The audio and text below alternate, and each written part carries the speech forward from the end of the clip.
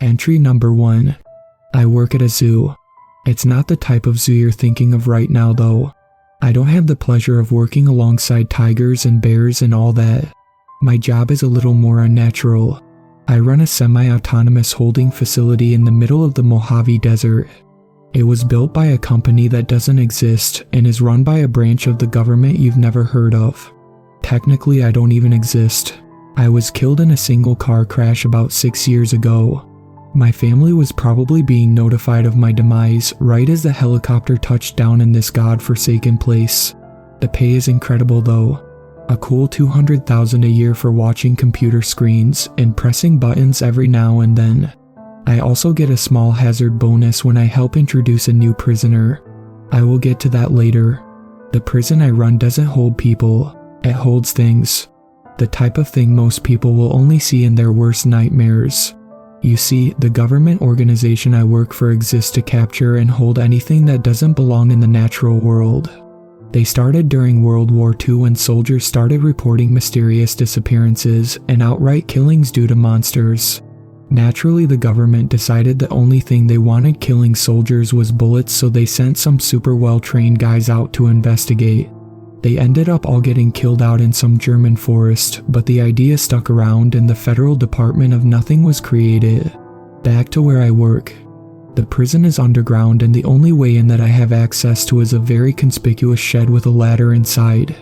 Once I'm inside, there's a full biometric smorgasbord of locks. To get through that takes about 10 minutes. Not that anyone would be able to get down there anyway, with all the landmines outside. It's actually pretty cozy from there. There's a nice set of living quarters, a huge kitchen that gets restocked by a drone every 2 months, and even a rec room with stuff like pinball machines and video games. I guess they don't want the one person with control of all these abominations getting bored. There are 1,024 cells that are all about 25 feet tall with security varying from a glass door to a stupidly thick titanium vault door. The prisoners tend to occupy the ones in the middle of the range, but at least I'm prepared. I have to check on them regularly to make sure there aren't any structural issues or giant demon horses running around. I technically have a level of personal protection that I'm supposed to bring with me, but I normally don't. If only because it takes a while to put on. They are organized into 4 corridors, numbered by the level of caution required by me when entering. Number 1 has creatures that are pretty much harmless. They might bite or scratch, but they aren't objectively dangerous. Number 2 has creatures that are kind of dangerous. They could kill me if I let them, but I could probably fight any of them off easily. I still bring a pistol just in case. Number 3 is where it starts to get bad. These guys could kill me in a fair fight. That is why I put on a bunch of ballistic armor and get a nice big gun out when I go in there. Number 4 is the worst. The creatures in there could kill me either before I could react or without me being able to do anything about it. I don't even bother with the guns and armor in there because it wouldn't make much of a difference anyway, and they're super heavy. The monsters are actually kind of fun to talk about. There's a lot of them so they can't all get a mention, but the ones I will talk about are real doozies anyways. They normally arrive in an unmanned cargo helicopter and I have to open the cargo hatch in the roof of Corridor 1. Instead of building 4 doors above ground, I guess they decided it would just be easier for me to forklift everything around. From there, the documents attached to the mess of steel and cement tell me what it is and where it goes. I usually grab the forklift and put them in the closest open slot in their corridor. The transfer process is fairly simple. The cage plugs into the cell like a power socket and secures itself with electromagnets. I wish there was some big dramatic lever on the back that would open the door and release the beast, but it's just an inconspicuous little button. The door opens and the creature is forced into the cage somehow. Interesting, I guess I've never seen the inside of one of them. Then I reset the doors, unplug the cage and send it back up to the helicopter. I get an extra $50,000 every time I do this, but the only real risk is if I screw something up or decide I want to get up close and personal with a Wendigo. Oh right, the prisoners. Most of the scary ones are in Block 4 because they're not scary for nothing. I think the worst thing we have here is a skinwalker. A bunch of high school kids got slaughtered at some camp slasher style a couple years ago. The guys that went out there brought Skinny back. I just call him Skinny since it's shorter and it's actually pretty apt. It just looks like a normal old man most of the time, but occasionally when I check on it, it's something straight from hell. Imagine a creature that looks like a wolf, but there's something off. Like the way its snout is constantly shifting in space like a projection, or the unnatural hue of its eyes. It just looks horrifying, and words really don't do it justice. It could easily rip me to shreds, but the scariest part is that it can talk. It talks to me through the camera in its cell. It likes to talk about my wife. Not that I've told it anything about her, or anything at all for that matter. Any form of contact between me and a creature is strictly forbidden. There are some good old-fashioned monsters here though. There's a werewolf that's actually the same one from that German forest that started this. It kept roaming around, but got hit by some random artillery and couldn't fight back when the next guys came. They kept it in a big pit over there, but when this place got built, it was the one to pop the champagne. An absolutely massive beast to be sure, but it's a lot less scary with all that metal in front of it. I am concerned about the claw marks though. They're starting to leave real impressions in the walls. Some of the level 1 guys are kind of interesting. There used to be a squonk, which is basically a little creature kind of like a gopher that's covered in warts and rough skin. It's completely harmless, but it cries a lot and it's really sad in general. One day when I checked it, there was just a puddle where it had been sitting. I looked him up and it turns out it probably cried himself to death and dissolved into the puddle. It sucks, but at least it's less work for me. There's also a hoop snake. It probably wouldn't be here if it weren't for the fact it had killed 4 people at a trailer park in New Mexico, since it's really just a snake. It looks like a rattlesnake, but it grabs its tail in its mouth and rolls like a hula hoop really fast. Apparently the venom is a lot worse too. Like die before you call 911 worse. Well, that's it for now. I need to get to sleep because I'm taking a delivery tomorrow. They don't tell me what's in the cage until I have it, so here's hoping it's a scary one. Entry number 2. This is bad. The monster I took yesterday was another skinwalker.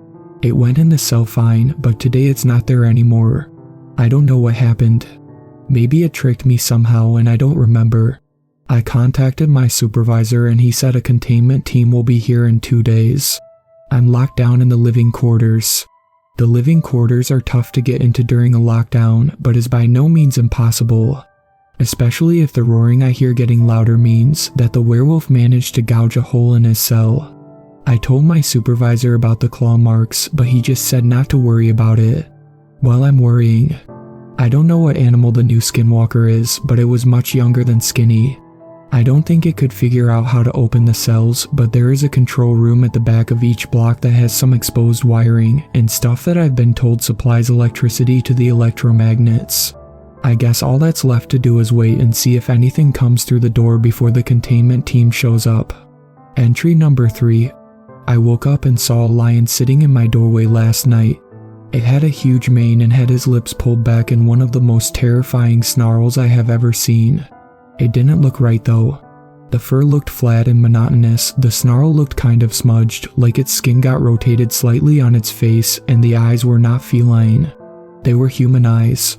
Staring at me with all the contempt and hatred of someone who has every intention to kill you. I looked at my pistol on the table next to me, but it was too fast. It was on me before I could even think to reach for it. With impossible speed for a beast of that size, it seized my arm in its massive jaws and leveled its eyes 4 inches from mine. I knew then that it wasn't going to kill me.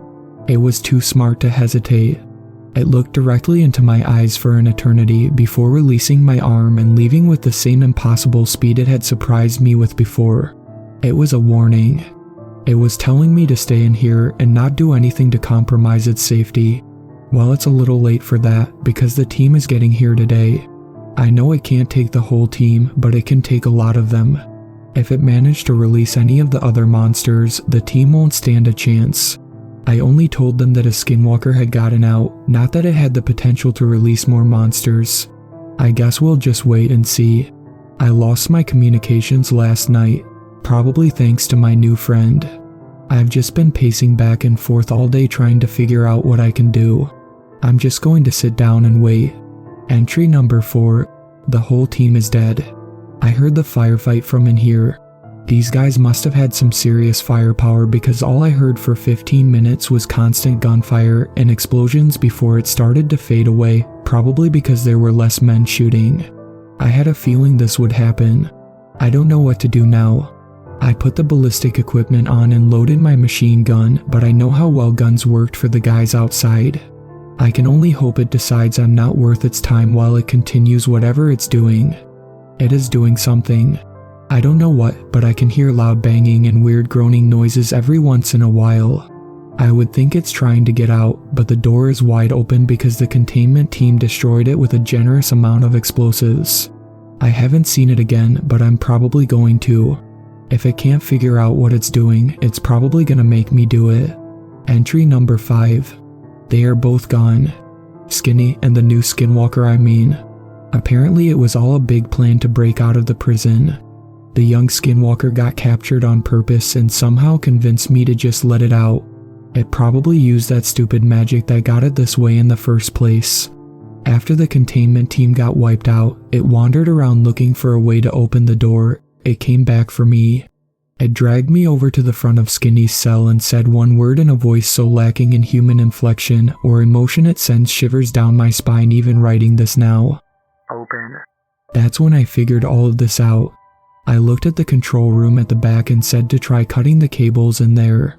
Before I could say to only cut the cables that go to this cell, it ran down the corridor with its ridiculous speed and sliced every wire clean in half with a single smooth motion of its paw. I would say all hell broke loose, but that's a bit of an understatement. The skinwalker was the first to realize what had happened and was back at the cell before I could blink. Then the room came to life. Every creature in here rushed towards the gate connecting to the main corridor. As they ran, they were biting, kicking, and scratching at each other mercilessly. By the time the mass of death and fury neared the gate, several of them were bleeding to death or already dead on the ground. The only two left to reach the gate were the werewolf and a chupacabra. Chupacabras aren't really what people think they are. All the stories describe them as a wild dog that just likes blood. In reality, they're more like a coyote with 8 long spider legs. They have razor-sharp claws at the end and they are almost as fast as the skinwalker was. They don't like blood, they need it. The two abominations reached the gate and turned to face each other. The werewolf let out a deafening roar of fury and the chupacabra started shrieking. I thought they were yelling at each other, but then the werewolf slumped to the ground and the chupacabra followed suit. Its shrieking getting louder and louder until cutting off suddenly. I watched in horror as the skinwalker strutted back towards us with blood dripping from its permanent snarl. The beast tugged on the handle to the door and it gave away with ease, revealing a wolf half the size of the beast sitting calmly in the center of the room. The two exchanged a single glance before I felt a sudden pressure in my chest and I realized I was in the air. I hit the wall opposite of the gate hard enough to break at least a few ribs, if not something more serious. They both stared at me with an emotion in their eyes I couldn't discern and made a break for the gate. The lion was noticeably slower than before, but it was probably just keeping pace with Skinny. The gate was no match for the beasts, and by the time I finally remembered to breathe, they were gone. After throwing up out of fear, relief and pain combined, I pulled off my ballistic gear there in the corridor and struggled my way back to the office to see if I could get the word out that the team had been slaughtered and 2 skinwalkers were free. I was right about the broken ribs and I got a concussion on top of that. The communications were still down, so I did the only thing I could. I turned on the TV and waited for them to realize the first team never came back.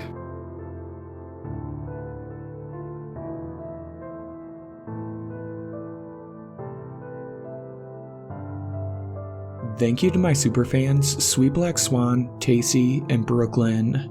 I really appreciate you guys supporting my channel, and I look forward to making more content for everyone.